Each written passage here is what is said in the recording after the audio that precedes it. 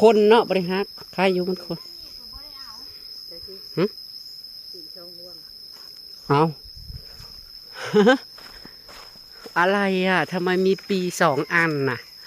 ทุกคนบางแหนนี่นะปีกล้วยอยู่วัดเนี่ยคือมี2 ห่วง แต่ว่าเครือเดียวออกมาเท่านี้เพิ่นเป็น2 แปลกเนาะแปลกแต่จริง อันนี้เขาเอิ้นกล้วยอย่างพี่น้องกล้วยคืออันซื้อน้ำไอ้แขกเนาะแตกแล้วเนี่ย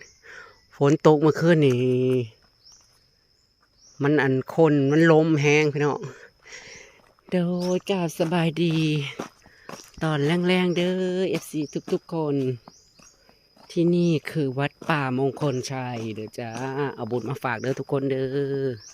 บุญมาฝากทุกคนที่เข้ามาชมคลิปนี้เด้อจ้าตอนนี้อันนี้จะเป็นทางเข้านะพี่น้องเอ้ยอันนี้ก็จะเป็นทางเข้าวัดเนาะเดินไปนู่นผู้ทางนี้เพิ่นก็สิปลูกเป็นเกาะขานะเต็มอยู่ทางนี้ก็สิเป็นกุฏพระอาจารย์เนาะพี่น้องทางนี้โซนทางนี้จะเป็นกุฏพระอาจารย์กุฏเนนแล้วก็ต่อลงไปกับกุฏแม่ชีทางพุ่นเนาะตอนนี้กำลังจะพากันไปเข้าสวนเนาะสวนกับสวนของพระอาจารย์นี่แหละพี่น้องเอ้ยแต่ว่ามื้อนี้บ่มีพระจักองค์บ่เหลือมาชีเลยชาวบ้านก็จะกระเลียงงัวหาขุดแมงกินนูนหรอ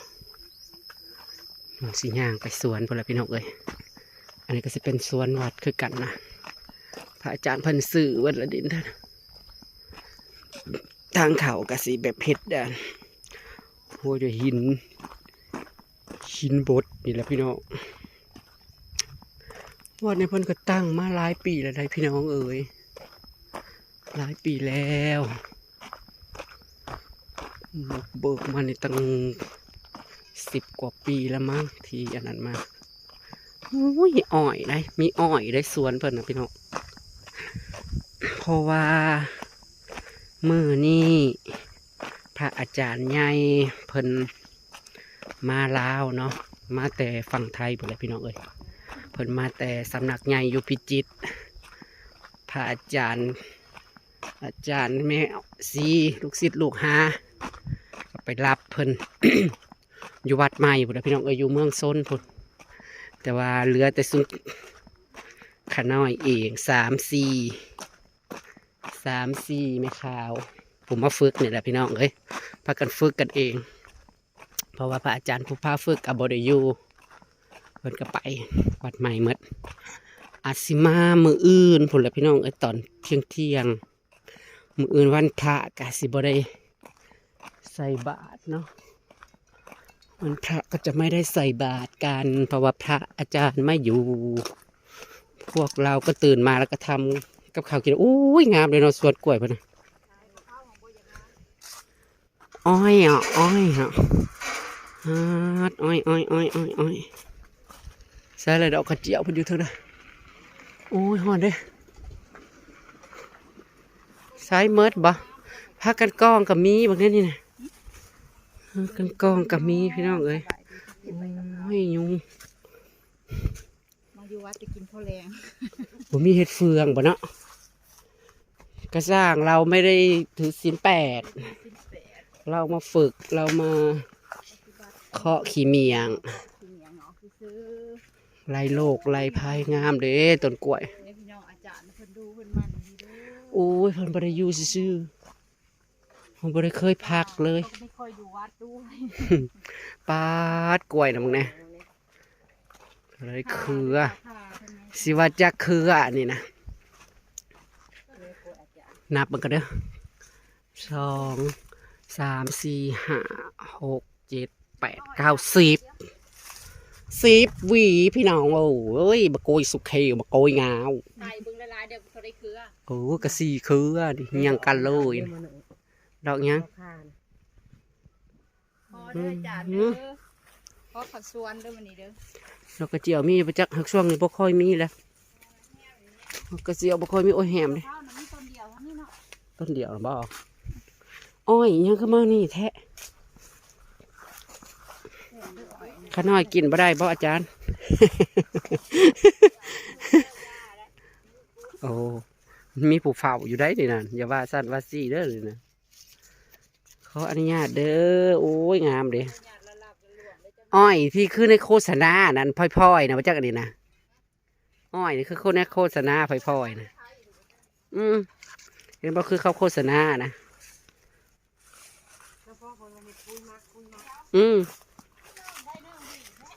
เอากับเพิ่นกระจับเนื่องลงมาเพิ่นค้ำมาอยู่บนนี้นะ ตั้งไว้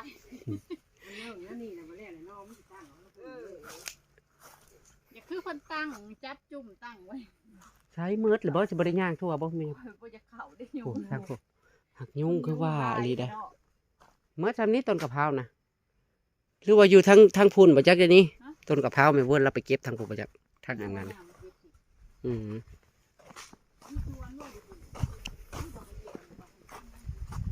ดอกกระเจียวสีขาว โอ้ยอ้อยเพิ่นน่ะเนาะ ขนาดจะเป็นแต่ยังเขี้ยวได้จัด หักปากกาลากยันบาป ดอกกระเจียวดอกเดียวผัดกะเพรากินแรงก็ออกตลาดทำพี่น้องเอ้ย3 โมงรอบเดียวจ่าบัลลังก์เดียวบ่เอาลายมึงไงนั่งไม่ได้ก็ทำวัดกวาดวัดล้างทำความสะอาดก็ได้บุญเยอะแล้วนั่งไม่ได้อุ้ยพระคาบ่นี่นะเบิ้งโอ้ก็คงก่อคาพระคงพระคาอุ้ยจะเป็นงามดิงามต้นกล้วยอาจารย์นี่ดิพักขากระมีจ้ากล้วยนี่แหล้วมันคืองามกระเดียแท้สมบูรณ์อะไรยอมรับด้วยค่ะเป็นพระอาจารย์นี่ขี้เกียจไม่ได้จริงๆไผขี้ข้านนี่มาอยู่วัดดีบ่ได้เด้อจ้าว้าวอลิหรอเดี๋ยวว่าพาลูกศิษย์ลูกหาเพิ่นเฮ็ดไผขี้ข้านแม่นอยู่บ่ได้จ้าวัดเพิ่นก็มีแต่ไปเพิ่นนั่นนี่ตื่นแต่เช้าน้ำตื่นก็ตื่นแต่ดึกเนาะโอ้ยงามแต่งามว่านี่ฮะเห็ดอยู่เห็ดกินจ้ะซุ่มนะกะโอ้ยงามเลยพักกันกองกำลังขึ้นเนี่ยเป็นป้าแล้วเนี่ยมันจะกินอูหน่อไม้เนี่ยมากคักค่อยฮะผูกเป็นแถวอยู่10 กว่าต้นต้นกล้วยนะ มึงต้นไม้ต้นยังเพิ่นซ้ำน่ะเนาะในวัดนะตอนที่คุณแม่เพิ่นอยู่ได้หลายองค์นะเพิ่นก็มักอยู่ดีเลย เด้อยู่มันมีอะไรอยู่ทางในพุ่นปะมันใหญ่มาแล้วบ่มีปัจจัยอยู่ดอกกระเจียวอันนี้เพิ่นปลูกใหม่กำลังขึ้นเพิ่นปลูกซ้ำเข้าไปในว่างต้นกล้วยโอ้ยกล้วยตานี้บ่อันแหละๆคือว่ากล้วยหยังกล้วยอันนี้เฮานี่บ่งามเด้ตึงตังเบิ้งยางเข้าไปเบิ้งทางในก็เด้อยางเลาะพัดแต่มาไปได้เลาะสวนอาจารย์จักเทื่อพี่น้องเลยพูดยอดดอกขาโล่งขาใหญ่อู้มันหกบ่ได้ผู้บริสุทธิ์สะอ่อนแต่กล้วยนี้บางเนี่ยผู้ทรวีงามอริสวนกล้วยสวยงามตามท้องเรื่องโอ้ยโทรศัพท์เขากระมัวเลยกันเหลืออีก2 มื้อเด้อพี่น้องเอ้ยก็สิได้กลับแล้วกลับมื้อวันจันทร์นะสิกลับตอนแรงมื้อวันจันทร์มารอบนี้ก็5 วันก็พอดีครบบาทนี้มีโอกาสหน้าอยากมากันจังมาบาทนี้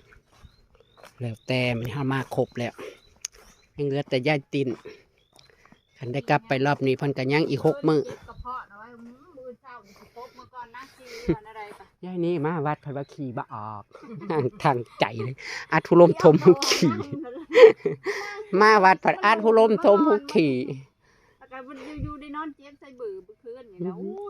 เนี่ยภูเขาข้าเจ้านะเคี้ยวตื่นคือแล้วฝนเถินมาใส่เมื่อคืนนี่อันนี้ก็มีแห้งได้พี่น้องอยู่บ้านฝนตกเลยดิโอว่าทั้งลมทั้งฝน แลนนอนกอดมาอยู่ห้องน้ ล้มแม่ ำลูกมาเมียนเบิ่งเข่าเพิ่นว่า ย่าน จักสิอยู่หมองใดอยู่กับบ่ได้โคราชกับญาติ แห้งกว่าทางนี้ แห้งล้มอยู่ทางพุ่นนะปะ จังกะจี้เฮือนต้นโอ้ยอันกระเบื้องเฮือนต้นน่ะ เพิ่นย่านหลังคาเฮือนไปปะในห้องคอยห้วยน้ำเข่าอยู่แล้วมันสาดมาทางไหนต่างเฮือนใหม่ทางเทิงน่ะมันนั่นกึ่งปึ้งอยู่เฮ้ยมันบ่ได้ดีใช่ทางเทิงนี่มีแห้งน้ำเข่ามันนี่เข่าก็สิได้ออกแล้วพี่น้องเอ้ยมือกลับเมื่อนี่ข้าวก็จะออกหน่อแล้วสำหรับของผู้ใดที่บ้านก่อนก็มีแห้งน้ำมันบ่แล้วซื้อซื้อได้ตัวนี้ก็ยังเป็นดินข้าเจ้าอยู่ตึงเพราะว่าแถวนี้มันเจ้าที่แรงมันเข็ดแน่เป็นวัดเป็นอะไรยังก็ปราสาทเนาะมองวัดนี่เป็นปราสาทปชอแบบมีแต่หูตอยหูคุณหูคอตอยเฮ้ยแดดเปรี้ยงเลยกะเพราหมูโอ้ยโทรศัพท์ก็คือหมูอ่ะแต่บ้านเมืองเลยแบตก็จะหมดแล้วรถประจำตำแหน่งอาจารย์ได้เนี่ยพี่น้อง วิโก้คอยาวรถประจำตำแหน่ง เข้าไปยุ่งแล้ว โอ้ยบอกว่าเขาได้อันอยากได้หน้ำไม้ก็มาหาอยู่บัดเด้อบริอึดไม่ได้อึดจ้ะ วันถึงเย็นนี้ปัด เปลี่ยนหมดเพราะว่าเมื่อคืนนี่ฝนล้มใบไม้กองทีบเลย ก็ย่ำปีใหม่เพิ่นเอิ้นว่าหยังก็ลุงข่อยมันนี่ ส่ง ย่ำปีใหม่น่ะดิ มาส่งโอ้ยต้นโพนี่ก็ซ้ำสิใหญ่บานเนาะใหญ่โพดเลยนะพวกใหญ่จริงๆโทรศัพท์เขาก็จะแม่นบ่แซงบ่ชัดเด้พี่น้องเอ้ยไปมานี่แล้วเลยดิไปฝึกกับสามตะเปียกพี่น้อง ไล่ยุงกันสนั่นเนี่ยยุ่งเห็นลายมันมืดมันครึมท้องปลาเอาเพิ่นเปิดน้ำใส่ตลอดเด้เพิ่นเปลี่ยนน่ะปลาทองปลาคาบเหรอปลาคาบ คนโจกกูจะงอง จักแล้วเพิ่นก็เอาหินใส่ได้ทั้งลุมมึงนี่เพิ่นเอาหินอันนี้ใส่ ใช่ปลายู่ โอ้ยพวกเป็นแผ่นบัวฮาดขอบ่ได้มาส่องมันจักเถื่อปลาเยอะๆเลยปลาอะไรบ้างปลาลินเราเพิ่นบ่ได้เกลือบ่นี่นะมันบ่อยากตุ้ยปานใดเกลืออยู่ นี่นะ นางอันนั้นน่ะกะลูกสาวน่ะกะเที่ยวเข้าห้องน้ำน่ะ10 เทื่อเดินจกกลมกับไปห้องน้ำมานั่งสมาธิกับไปห้องน้ำไก่ป่าหรือไก่วัดมันมาฝักอยู่ในนี่